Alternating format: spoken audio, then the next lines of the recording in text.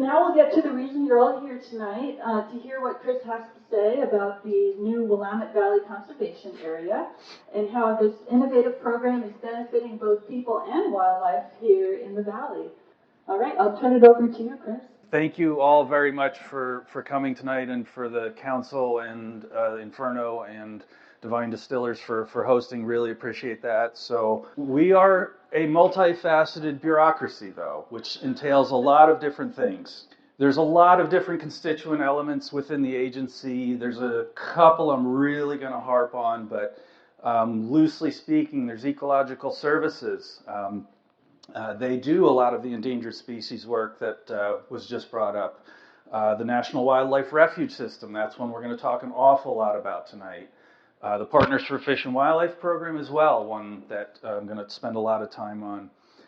There's fisheries, which has several different elements, including the services contribution to the hatchery systems in the nation, fish technology centers that do a lot of research around different aspects of aquaculture and aquatic conservation, migratory bird program, there's international aid, there's also law enforcement. So there's refuges, refuge-specific law enforcement, there's special agents, and those of you who have been fortunate enough to travel internationally, you may have come back and clearing customs seen a uniformed wildlife inspector. So that's another piece of what the agency does. Just give you a little bit of history, rattle off some dates. Our nascent antecedents way back in history, 1871 with the U.S. Fisheries Commission as the start. It's a year before Yellowstone National Park for reference, so we got pretty long history. 1900 was the Lacey Act, which prohibited interstate commerce of illegally harvested wildlife parts. 1903, the start of the refuge system with Pelican Island in Florida by Theodore Roosevelt. 1918, Migratory Bird Treaty Act was put in place between the United Kingdom on behalf of Canada and the United States to work on conserving species that transit international boundaries. 1934 was the duck stamp, led to a steady source of revenue for the acquisition and protection of wetland and waterfowl habitat. 1937, Pittman-Robertson Act was passed. That's excise taxes on firearms and ammunition that are passed through the Fish and Wildlife Service back to states for conservation and management of fish and game species. 1939, the Fish and Wildlife Service as we know it was created through the amalgamation of, I think the Fisheries Commission and Bureau of Wildlife, or whatever the heck it was called back then. 1950 was the aquatic equivalent of Pittman-Robertson, Dingell-Johnson. Excise taxes on boat fuel, fishing gear, same thing, passed through the Fish and Wildlife Service back to states to help conserve fish species that are of game interest in particular. 1962, the establishment of wetland management districts. That's a term you're going to hear me bring up several different times. 1973, the Endangered Species Act as we know it, and 1997 is the National Wildlife System Refuge Improvement Act. Next up, so speaking of the devil, the refuge system, just to give you a snapshot from sort of macro to micro level, there's 573 refuges in the system currently, comprised of about 92.5 million acres of terrestrial habitat. It's worth noting about 76.8 million of that is in 16 large refuges in Alaska. And another 4.4 million acres, give or take, is in those wetland management districts I mentioned. That's only in the prairie pothole country, so very limited geography nationally. Pelagic and marine national monuments and refuges are a whopping 750 million acres of U.S. territorial waters, overwhelmingly in the Pacific, a little bit in the Atlantic and Caribbean as well. And so step it down to Oregon, there's about 600,000 acres of refuge lands here. About 77.5% of that is in two refuges. That's Malheur and Heart Mountain, if folks are familiar with those. Get even closer to home, Tualatin River Basins, our counterparts there, they manage about 2,347 acres. And then near and dear to hopefully all our hearts is the Refuge complex that I work out of. We currently manage about 12,887 acres for all of you. The Refuge System Improvement Act did mandate 6 priority public uses on refuge system lands. That's now in statute. That's environmental education, environmental interpretation, hunting, fishing, wildlife photography, and wildlife observation. So the Partners for Fish and Wildlife program, this is my day job. This is a photo of a prescribed burn on a conservation easement last fall. It's the primary tool the agency has to work on a voluntary basis with landowners and other non-federal partners. When it's working well, I'm terrible at math, but I use a formula here. It's P to the 4th power. It's pragmatic public-private partnership. It can really work well. So it's a voluntary program. We work with 10-year landowner agreements. It's non-regulatory. It's proactive. It's cost leveraged. And I'll often use a frame of reference that many folks here will probably be familiar with. So it's a real grassroots kind of bottom-up way of going about the business of conservation. If you look at the spotted owl listing decision back in 91, 2, 3, somewhere in that time frame, a very top-down kind of model that forever changed this part of the country, for instance. So I'm not saying one is necessarily better. I am saying the Partners Program approach is different. I would be completely remiss if I did not acknowledge Ecological Services in this context as well. They're run out of the Portland office for us locally. Given how much threatened and endangered species work we do in this landscape, their dedicated staff are just wonderful contributors to what we do here, bringing recovery plans to life, funds to do this, some of this threatened and endangered species work, compliance support for Section 7 of the Endangered Species Act, which is arcane bureaucratic term perhaps, but safe harbor agreements, which have recently been rechristened conservation benefit agreements, habitat conservation plans, candidate conservation agreements with assurances. So it's another piece of that multifaceted bureaucracy I mentioned before that when it's all synergistically working together can actually lead to some positive outcomes. And it's probably a little bit small for you here, but so, I started to, we're going to talk about this Willamette Valley Conservation Area, and I'm working my way there. It's what I call a new old paradigm of how conservation can be delivered. And by new, the conservation area term was not trotted out till around the turn of the century. But it's very similar to those wetland management districts I brought up earlier that we've been doing for decades. They're large landscapes working collaboratively with citizens on a voluntary basis to protect habitat for everybody, using a mix of conservation easements and fee title acquisitions. Even though the language, I don't know again if you can see it, it says they're primarily conservation easements.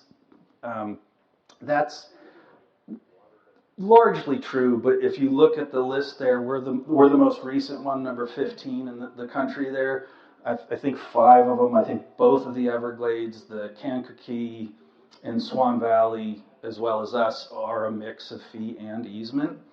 The size can be enormous. Some of these are enormous landscapes with huge authorities to acquire easements. Ours is a much more modest. I believe we're the second smallest one. Only the Swan Valley in Montana is smaller.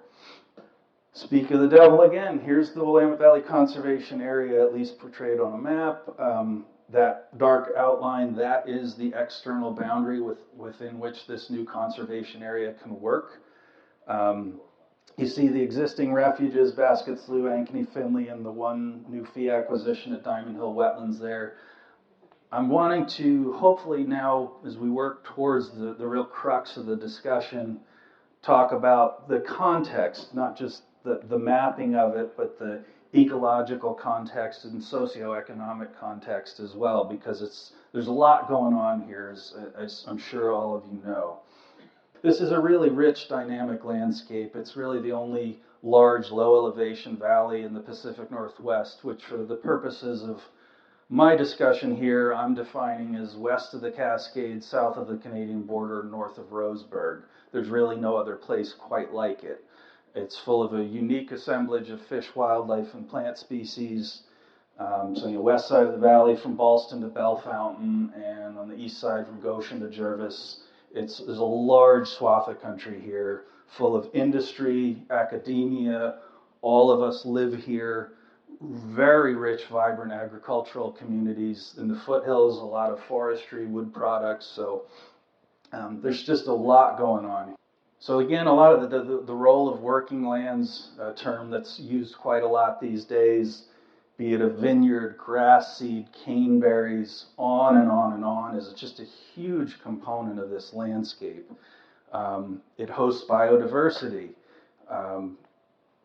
The gross receipts in terms of economic contributions to the good of the state is enormous. My statistics are probably a little bit out of date, but Marion County across the river, perennial heavy hitter in all of Oregon agriculture, just millions of dollars of gross receipts for farm and ranch productivity.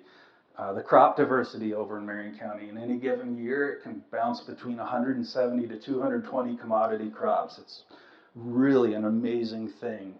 Timber production, wood products in general, also great contributors economically. So this is a really kind of almost a hyper-dynamic landscape with so much going on. All that economic activity generates a lot of benefit to local communities, be that the tax revenue that supports things near and dear to probably all of us, roads, schools, first responders, even low productivity federal employees. It's all important in the grand scheme.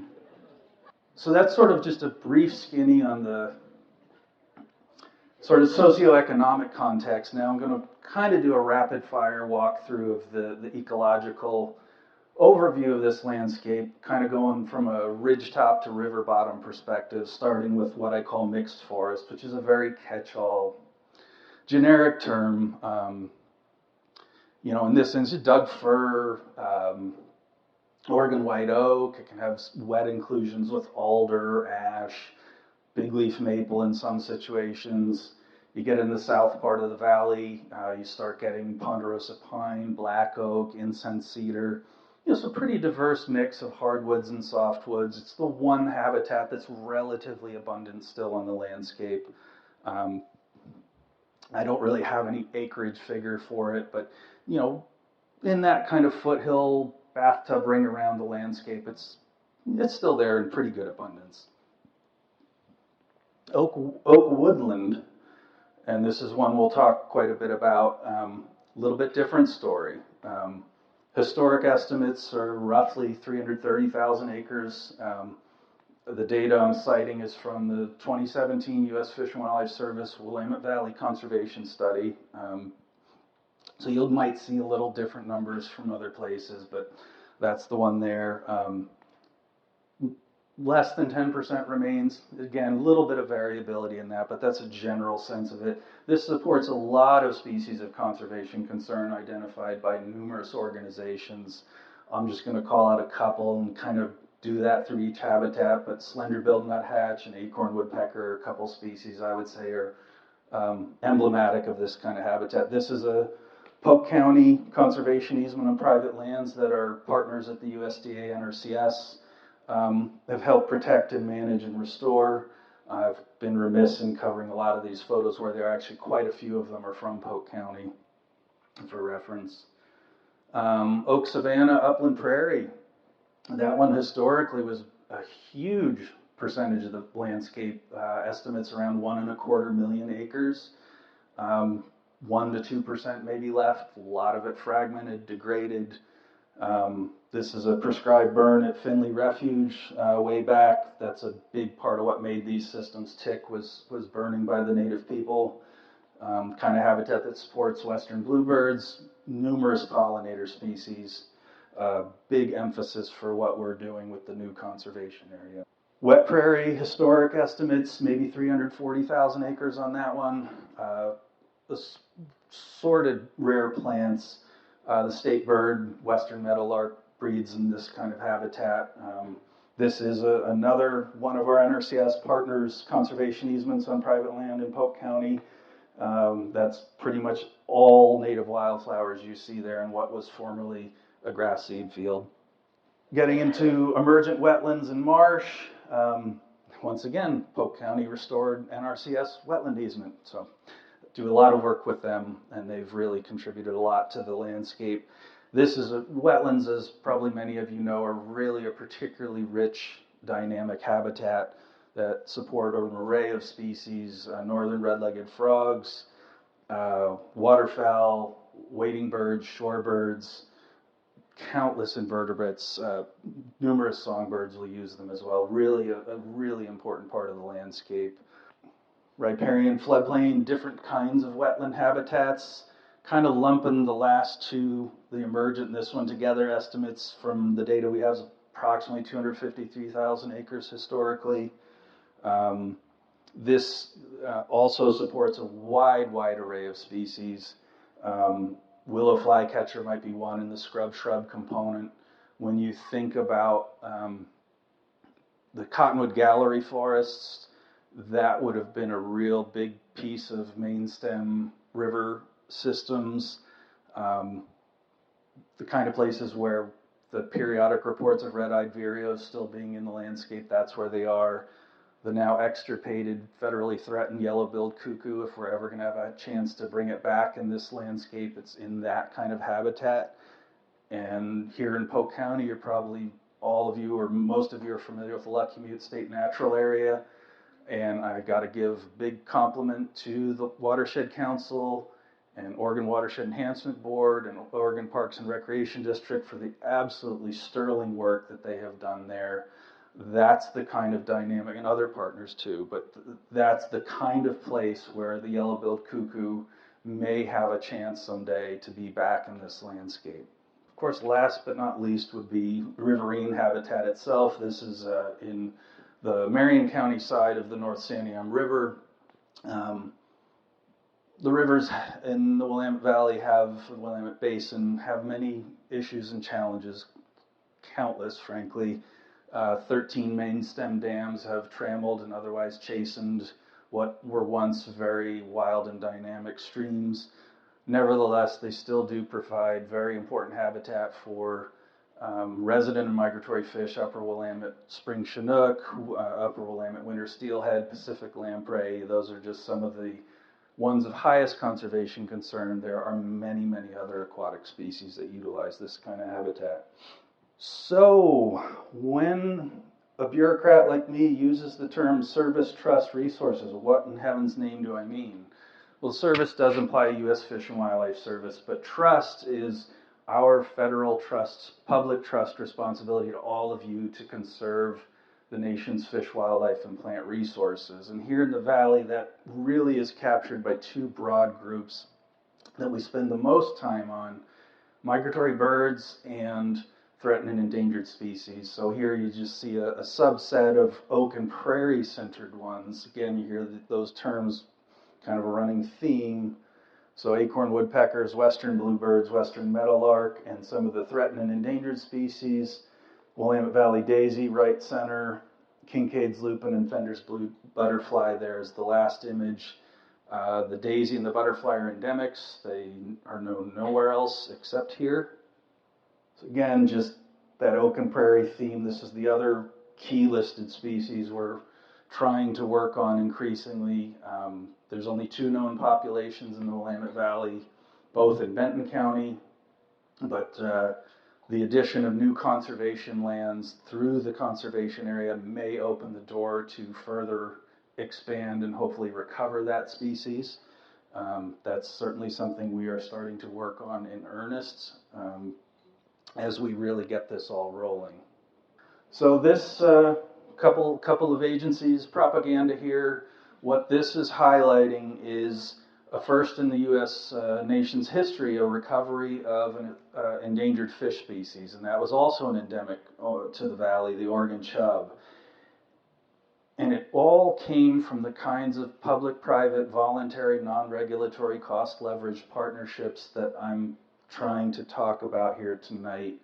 And it's the Kool-Aid I serve, I drink routinely, but it works for a reason. And this is not just our only success story. It's one of 5 that has happened in the last decade. And if you look widely around the country, that's fairly noteworthy to see that kind of outcome. In addition to the chub, Bradshaw's desert parsley and Nelson's checker mallow are 2 recently delisted plants that were led overwhelmingly by work in the Willamette Valley with citizens, watershed councils, soil and water conservation districts, NRCS, our state counterparts, on and on and on. I'm going to miss folks, so probably doing folks a disservice there. Golden paintbrush in the introductory slide is another one that was led more in the Puget Trough of Washington, but we contributed meaningfully as well. And last but not least, the Fender's blue butterfly was downlisted from endangered to threatened a little over 2 years ago. So this stuff really does work when you get all the parts moving in harmony. Ideally, if we can try to prevent listing as well. That's a little bit harder of a target to meet. This is far from an all-inclusive list, but these are some species that are really under a lot of conservation scrutiny and concern right now. The ones listed, the Horkelia and peavine are a couple of plants. Oregon vesper sparrow in the photo is western pond turtle. That's a species actually under listing review right now with a final decision pending in the not too distant future, as I understand it. There's a real wild card with this, and that's litigation. We do not control that. The Fish and Wildlife Service, particularly our ES counterparts, Ecological Services counterparts, are sued 6 ways to Sunday by folks from all different perspectives. So that's what the courts are there for, but how that plays out, we never know. But we use the tools we have to try to keep species from slipping to that point where they require listing. Hopefully my rambling presentation is working towards the conservation area and the gist of what I'm hoping to impart to you all here this evening. This is just a few facts and figures about that landscape you saw on the map earlier. The key thing I want to highlight here is the willing seller policy. It's voluntary. The agency does have a history way back of using eminent domain. We have not done that for decades. We do not do that. It is entirely on the good graces of the people that own this landscape. Are they willing to work with us? Can we come to an agreement that works for our public trust mission on behalf of all of you, as well as the landowner whose property is in question? How did we get here? Our process for that is something known by the wonderfully dry term land protection planning. And there's a couple maps there, puts you in a little bit of context, but you'll look at the timeline. Dear God, they're slow. Other parts of the country, it's one of my little hobbies, tell you something about me, but is tracking what the agency is up to elsewhere. There's a lot of other places where, frankly, we had our act together a bit more and could get this stuff done relatively quickly, working in the same spirit with citizens, organizations to achieve these new conservation areas. So some of those places, the list of 15 you saw earlier, Montana, Kansas, Florida, they were really getting this whole new conservation area approach rolling. In my bizarre way at offering some form of transparency in government, if I could show you or share with you the endless meetings I had in our regional office in Portland about 2010 to 12 or 13, where literally you had 6 or 8 people in a room shouting at each other, saying, we cannot do this kind of approach. We don't work at big landscape scales. We do these kinds of refuges that we all know and are familiar with. And being the hopeless nitwit that I am, I couldn't help but interjecting observation. Well, no, actually, you're wrong. We are doing this. We do this all the time. There was, like I said, there was 3 or 4 of these being propped up in Montana at the time, Everglades headwaters in Florida, the Flint Hills in Kansas. And I really brought down the stuff on top of myself when I reminded people we'd actually been doing it since the 60s with wetland management districts across the Missouri Coteau, high plains, and tall grass prairie of the upper Midwest. It just boggles the mind. So anyway, I'm not trying to disparage the Fish and Wildlife Service especially, but it's just to point out that behind the scenes sometimes things do languish a bit, but the patience and tenacity of the people we all work for is exemplary, and that's how we get there. And it's really a testimony to the people that pay our salaries that we can get there in time. So the Willamette Valley Conservation Area, you saw the timeline. What have we gotten done so far? So we had that 22,650 acre authority. We've gotten one fee acquisition, that's the Diamond Hill Wetlands, an aerial photo there. Also a 515 acre conservation easement. We have 3 properties in appraisal and numerous conversations unfolding, some engaged with realty, some not. And then there's the informal early feelers beyond that. So we're really quite busy with this. So it's exciting. So how do we fund all this? Where does the money come from? I broke it down. My lens on this is these 4 main categories. So I mentioned something called the duck stamp earlier. There's the current one that funds the Migratory Bird Conservation Commission and their approval for new additions to the refuge system. That is non-tax revenue that is overwhelmingly supported by waterfowl hunters that buy this, although some citizens buy it because they know what it does as well. That is used primarily for wetland and waterfowl centered habitat acquisitions to support the refuge system. Our emphasis on oak and prairie habitat will probably have us relying a bit more on the second bullet, which goes a ways to explain why the hell does this guy have an oil rig on this photo. So the source of that money is also non-general tax revenue. That's oil and gas royalty receipts from federal waters in the Gulf of Mexico. And the combination of statistics with these two, the duck stamp has raised approximately $1.4 billion since 1934 to acquire roughly 6 million acres of refuge lands. I think I have my statistics right on the Fish and Wildlife Service portion of Land and Water Conservation Fund. We're not the sole recipient. That goes to the other federal lands agencies as well as to states and municipalities to acquire ball fields and boat landings and stuff like that. We've gotten approximately $1.6 billion to acquire roughly 1.6 million acres of refuge system lands since 1964. So these new lands, they come in, most of them do need some sort of management. You've seen some prescribed fire photos when and where we can safely do so. That's a real key component of oak and prairie habitat. But as you see here, mowing management's hugely important to keep woody vegetation knocked back and keep those prairie plants relatively happy. Invasive species are an issue for everybody. We use every tool at our disposal. That does include the use of herbicides. We use selective forestry practices to enhance forested habitats for an array of wildlife. And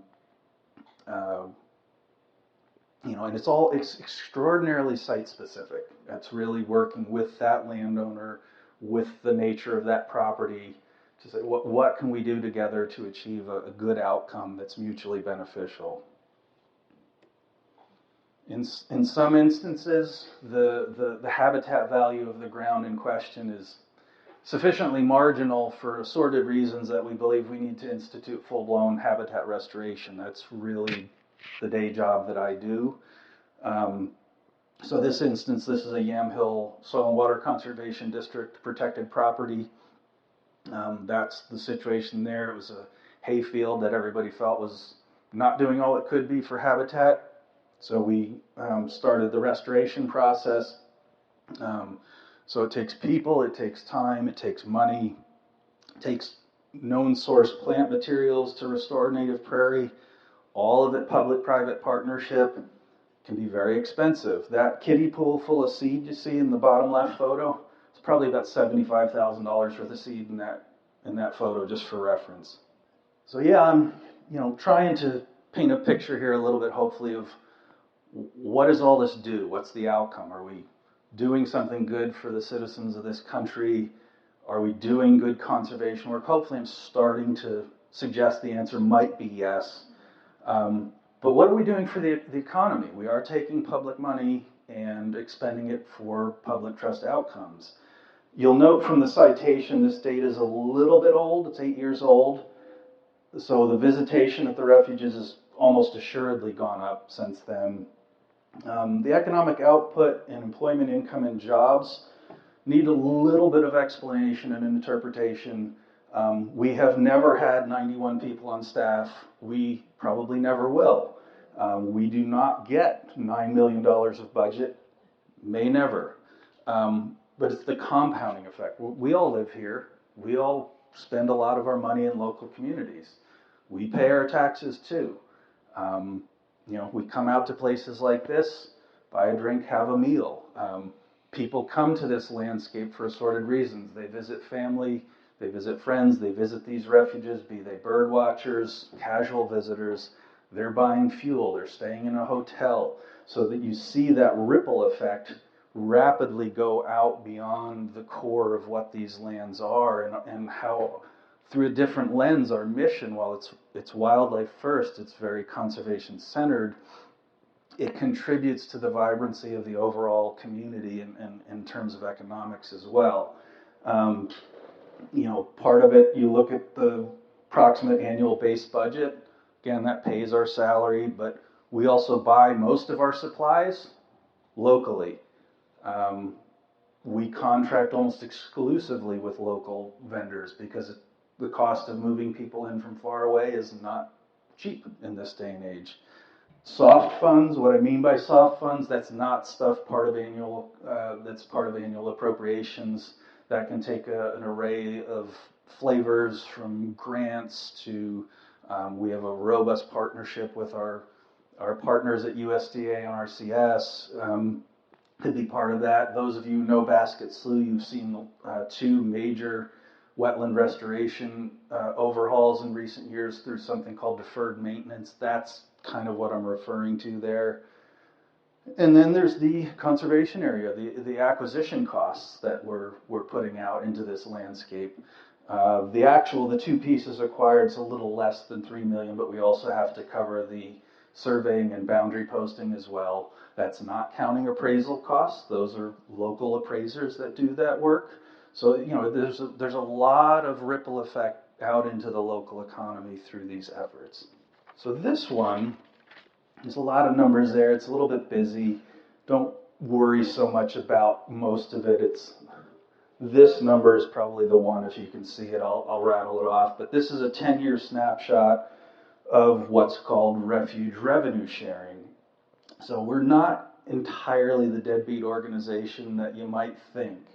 Even though fee title acquisition lands do come off county tax rolls, we are obligated to try to offset that in part, and that's done through this mechanism. So in the counties in question, for the 10-year period in question, the Fish and Wildlife Service dispersed approximately $445,000.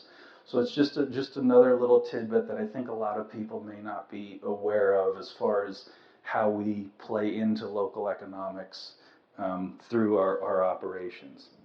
So one of the things that I spend, which you may be baffled by listening to me, that I spend a lot of time thinking, is what I call calibrating expectations. And what do I mean by that? One of the worst things I think we can do as an organization, and certainly me as an individual, is set up a scenario where somebody feels let down or gets a false promise. And it's not to say that things don't happen. None of us are perfect, all that, every excuse and caveat under the government playbook, right? But it's really spending a lot of time to try to meet people where they're at, the landowners first and foremost. What is their objective? In spite of my ceaselessly yapping at you now, I do listen. And what is it folks are wanting, needing? What are they hoping to try to achieve? What are agency partners that might be working? What are they thinking? Very similar kind of equation. Where is it spatially in the landscape? Is this a good place to invest public resources? Temporally, is this the right time? And of course, ultimately, financially, do we have the money to achieve the outcome that everybody wants to see? And that's a very dynamic kind of fluid set of things to sort of synthesize. So really, there's a lot of time spent trying to make sure people have realistic expectations of what these sorts of partnerships can achieve. And that goes hand in hand, sort of an ancillary, corollary kind of component of what I was just talking about, is the cost-benefit analysis. These are all restored prairie photos, by the way, on these last couple slides. It's just, where is, again, is this the right place? None of us will ever have the market cornered on knowledge of how to do this, nor the money to deliver it. So we've got to make sure as best we can with voluntary programs, mind you, that we're doing it in the quote-unquote right place. Is it the right size? Bigger is better in conservation generally, but a lot of the species you've seen me highlight, they're low mobility species. They're plants, they're pollinators, they're birds that need relatively modest sized habitats, but it has to be quality. So size is a little bit of a shifting target. It doesn't necessarily have to be huge. What are the species and habitats currently extant on a property? And if it's a property that maybe doesn't have as much of those values as we'd like to see, what's the restoration potential? So there's all those sorts of things that feed into, is it worth it? So how does a nitwit like me try to sort all this stuff out? And I try to think about it in terms of a perspective. And I took this photo over 2 decades ago. I used to report to Finley Refuge, if you all know it, south of Corvallis. This is actually up on the ridgeline of Bell Fountain Road on the west side of the refuge. I used to walk up there after work quite a bit. And I've always really loved this. It's just, heaven help me, I took it. I think it's a beautiful photo. It's the Willamette Valley. It's a beautiful place, right? It just captured so much about this place to me, and I use it often in this context, thinking about perspective. You see some of that mixed forest coniferous ground on Mill Hill, and the foreground in the bottom of the photo goes into oak savanna and oak woodland and bald top, if you know the refuge. Cabell Marsh is the big water body. Then there's Muddy Creek with the ash dominated but oak inclusion there, and then the largest wet prairie remnant in the valley out beyond it. And then you look more broadly into the background, you start seeing the heart of the grass seed industry in eastern Benton County and western Lynn County. The Willamette River runs through there. You get into the foothills of Coburg Ridge, and it's a little washed out here in this image, but the higher montane coniferous forests of the Cascade Crest. And what I'm trying to suggest here through perspective is this landscape took a long time to get this way, and we have to try to understand as best we can, well, what was this place, what is it now, and what do we want it to be? And that's a shifting target, and each and every one of us has our own thoughts about these things, but it plays out in the smallest of details of how we go about this conservation work on a daily basis. So I'm just sharing it as maybe a lens in which certainly I try to consider what we do and how we do it with people. So I hope that's been somewhat useful for you. Part of that is a lot of complexity. And how does one deal with that? It's because there's a million different things going on there. So these are the bookends of my workaday life. Rats' nests in both instances. And one of the things that I try to do, and it's befitting the simpleton that I am, is simplify it. I don't understand all of the stuff I'm talking to you about tonight, far from it. Mostly I'm reminded on a near daily basis that my ignorance is as big as all outdoors. But you learn a few things along the way and how you can make them work. And being patient is a real big part of how to simplify things, for me anyway. And it's back to that previous slide. It's this very dynamic landscape full of a million people doing their thing, living their lives, multiple species, some of which are found nowhere else on this planet. And, we're charged with trying to navigate through all that with all of you to achieve some good conservation outcomes. It's a pretty complex proposition if you step back and think about it. And that's a bit of a trap, I think, for a lot of us. You could get very wrapped around the axles and lost in the shuffle about the complexity. And it's, it's still there, but if you filter the noise out and kind of simplify, that's how you find the sweet spot to deliver some of the kinds of successful outcomes I referenced earlier that are part and parcel of what I'm hopefully trying to impart here this evening. And that's the good news, and that's because of all of you and organizations like the Lucky Mute Watershed Council and Soil and Water Districts and NRCS and our state counterparts and landowners and on and on and on. These conservation opportunities and partnerships, forgive my term, this isn't bullshit. It works. This is how you get it done in a place like this, and this is going on all over the country too. You can look up any of these places, be it Montana, be it Florida, Kansas, the Dakotas, on and on and on. This is the kind of stuff that's delivering conservation increasingly in the 21st century with the people that pay all our salaries. With that, and forgive me, Inferno, I did not have a logo, but extra special thanks to the Watershed Council for hosting all of us and Divine Distillers. Big thank you there. And last but not least, all of you, thank you for putting up with my blathering. And I guess with that, time to let the questions begin. So the question was, what's the current take on the situation with the federal government? That's an interesting one. It's a very dynamic kind of atmosphere. I'd say so far from a practical day-to-day basis in my version of it, I would personally not say there's been any profound changes, but there is some uncertainty. I've been around a spell. I've been from administration to administration going as far back as Clinton. Things always change, as it should be. This is no different. That said, it seems perhaps to be moving at a good clip. So how that plays out to be determined, and that's just my version. It depends what part of the government you might be in. It could be a very different story. So that's my best shot at that one.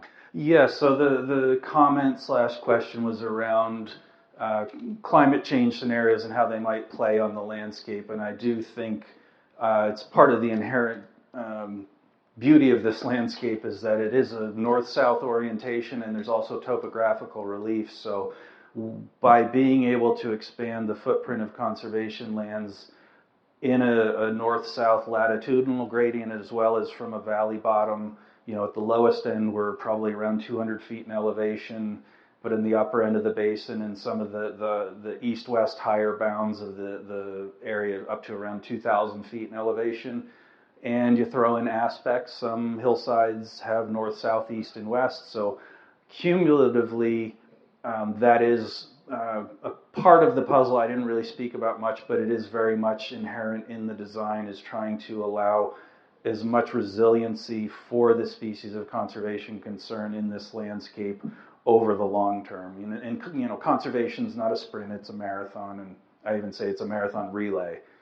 We hand it off to whoever comes next. Hopefully they don't shake their heads at us too much and, have something to work with. Okay, so Aubrey asked a couple questions about the acreage authorization.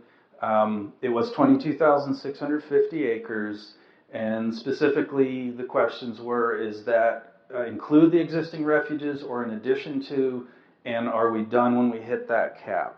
So it is in addition to, this is actually a whole new unit to the local refuge system, so we're starting from scratch. The 1,115 acres acquired, that's subtracted against that cap.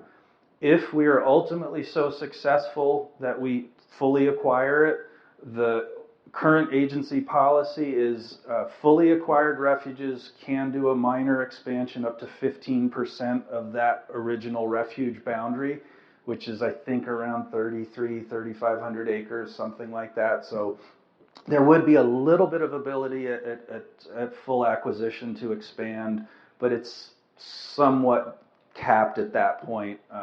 My hunch is it's going to take a long time to get there, and who knows what the policy will be at that time, but that's the current answer.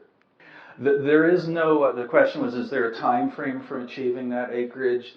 There isn't one. It's the key was getting it established, so now it's locked in. We do have that authorization. The Land and Water Conservation Fund in particular, and I failed to mention this, that is permanently funded per annum. Congress still has to release the funds through full appropriations, but that the money will be there for some acquisitions. It will ebb and flow as it probably should, but this is just a speculative gut check. I'm guessing it's going to take decades. We got off with two pretty big properties to start. You saw the one slide, the three in appraisal are the three of them combined aren't as big as either of the first two. So, and that's just the nature of the ownerships in the valley, and it's a willing participant basis. So I would imagine the interest will wax and wane as well. So the question was around invasives, and that it appears a lot of that's on plants, but do we do animal control as well, including aquatics? The existing refuges do a little bit of nutria control. Generally speaking, I think plants are the biggie, but I think that's going to evolve a little bit. I mean, there's invasives in every system, so it's probably going to be a bit of a shifting target. And I didn't even touch on emerald ash borer. That's another facet of the landscape changing that's going to have most likely some enormous implications. Yeah, so the question is, if hopefully I haven't alienated the room and people are interested in participating and working with Fish and Wildlife Service, how do they get involved? Contacting anybody at the local refuge complex would be a great way to start. There's staff at, mostly at Findlay and Basket. There is one person, I'll actually take that back. There's two at Ankeny now. That's probably a good starting point. There is some information online as well. Also through our many partners. So if you know a landowner that works with us, a watershed council, a soil and water conservation district, NRCS, ODF&W, on and on, say, hey, who do we talk to at that weird organization? That's, might take a little tenacity, but you can get there. Well, I think, all of the SWCDs already do support our work. I think coming here and getting informed a little bit more about the details and being able to speak, but I think it's very fair for any of our partners, be it landowners or organizations, to punt to us as quickly as they want. It's hopefully with a favorable impression, but that in and of itself is an enormous help to us, because there's only so many of us. It's a pretty big landscape. We're out and about in it a lot, but other people are generally probably our best spokespeople. They don't wear the uniform and don't have the patch. It's all of you. So the question is there money also set aside for restoration? Probably be a little bit of a long-winded answer, but so there's sort of three main silos of funding that I think of. There's the acquisition. I think I covered, probably not as well as I could have, but I covered that one. There's operations and maintenance. Those are congressionally appropriated funds that go to the refuge system for managing lands all over the country. Restoration is probably the least defined one. The Partners Program, our money is for restoration, but that's confined in the context of the conservation area only on easements. So generally, it's either going to have to be looking at something like a grant or working with the types of organizations and people in this room. Who has the money, who has the expertise to move the needle, and that's sort of the synergy where the refuge system and the partners program hopefully comes together with all of you to pull together what it takes to make this fly. Yes, so the gentleman up here was bringing up the comment about, land use has changed a lot, and certain land uses have been harsher. Mineral extraction can be, certainly providing societal goods that are necessary, but hard rock mining can be very rough. The Willamette Valley is not a big mining area other than sand and gravel, which he did bring up, or aggregate, it's often referred to. He did bring up also the Native Peoples management that was a form of intensity, but also very benign in terms of how it made these systems function, and I'm specifically talking about prescribed fire. These are all things that are real facts about this landscape, and that point I made about, what's our best thought of what this place once was, what is it now, and what can it be in the future. Those are things we're considering. One part gets into the weeds of land acquisition and realty. We have to do environmental compliance reviews of the property, including are they contaminated? Have they been thrashed from mineral extraction, things like that. So if there's a major source of contaminants, that could wind up potentially being a deal breaker. So it's a pretty thorough process. That's part of why it takes time. So I don't know if that fully addresses the comment or observation you made. Specific to acquisition or conservation more broadly? And the question was around state versus federal funding. Boy, I wish I had that all at my fingertips. Some of the funding mechanisms are a little bit different for state, and it will depend on which agency. So Fish and Wildlife is probably the Oregon Department of Fish and Wildlife would be the closest counterpart. A lot of their revenue comes from the sale of hunting and fishing licenses, and then some of those excise taxes federally that get turned back to them. Those are big pieces. There's some variability on the amount of license sales per annum, as well as those excise taxes. And I just don't really have a number, but generally speaking, I think the feds tend to turn out a little bit more money, but that's a very broad generalization, lest I do our state counterparts a disservice. And that's just one narrow band with the Fish and Wildlife departments. There's Department of Environmental Quality, Parks and Recreation, Forestry, etc. It goes on and on. So I think it may be quite an array. I'm sorry, I just don't have a better answer for you. So the question is there a plan B if federal funding stops? Is that, again, specific to this acquisition effort? This is inherently a 100% federal authority, federally funded. So should anything come to a halt, the repercussions would be the effort comes to a halt. That's pretty linear. Yeah, so the question was in reference to this gentleman's comment mentioning the tribes and, of course, their long history in this landscape and coordination and involvement. We do have a long history of partnering with the tribes here, particularly the Grand Ronde being the one right in our backyards. They've actually been doing a lot of acquisition themselves, a reacquisition of lands, their historic lands in the valley. We do work quite closely with them. They were part of the public involvement process. It's a very unique relationship from a sort of nation-to-nation basis. So a lot of that stuff tends to occur at a bit higher level than me. I'm more at the technical level with field staff. But yes, they are definitely a close partner and work with us on a lot of aspects of restoration and conservation in the landscape. So the question was, in terms of the habitat restoration and how we try as best we can to restore a facsimile of what used to be here, will climate change render that obsolete? I think, does that capture what you're saying fairly well? That's potentially, that could possibly be. I guess I'd take a little bit of a glass half full perspective on that. the resiliency of these landscapes and these species never ceases to amaze me, and I'll give one example to back that up. The Fender's blue butterfly, which is an endemic here, was thought to be extinct for 60 years. It was still out there under our noses the whole time till it was rediscovered, and that led to an enormous uptick of interest in not just that species, but Willamette Valley prairie and associated oak habitats that's in no small part fed into everything we've been talking here tonight. So that's the kind of thought, and I guess I take a lesson from that, so I hope that helps, but it's really probably people that haven't been born yet that are going to be the judges on that, really.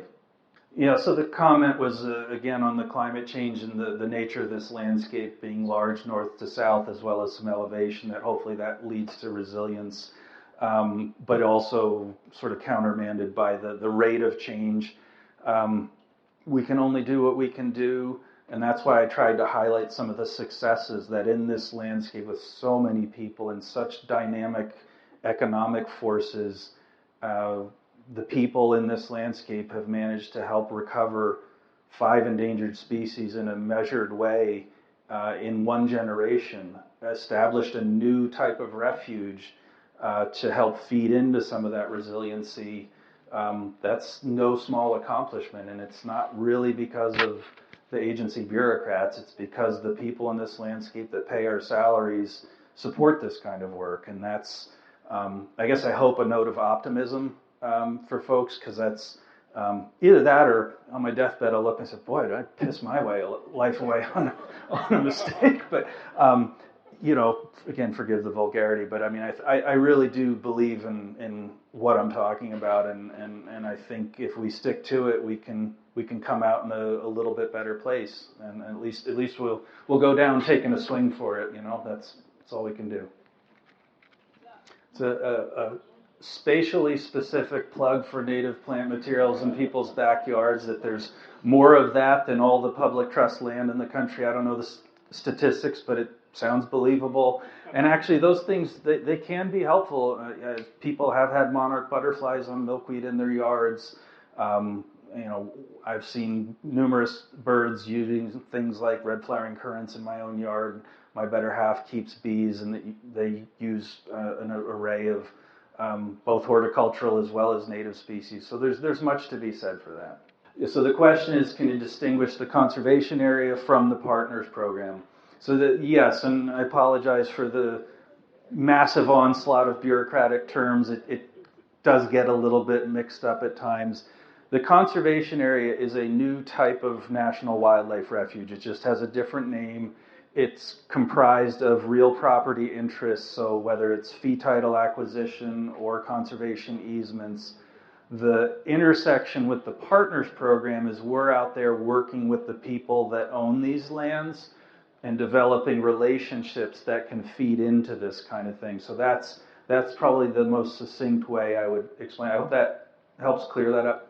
So yes, the notion of typical is a little bit of a moving target, because so much of what I've spoken about tonight is really a lot of customization. I mean, we have all our statutory policy, regulatory rules that we're bound to as dutiful bureaucrats, but it really is an individual process of getting to know the landowners we're working with and what is their interest and their objective, or at least if we're doing it well, we're doing that.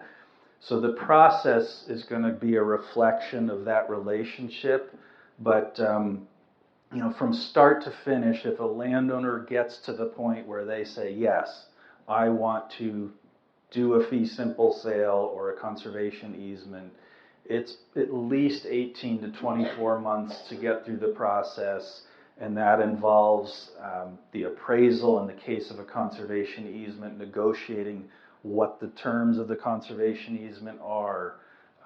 There's a due diligence phase where we get into some of the contaminants review and stuff like that I referenced.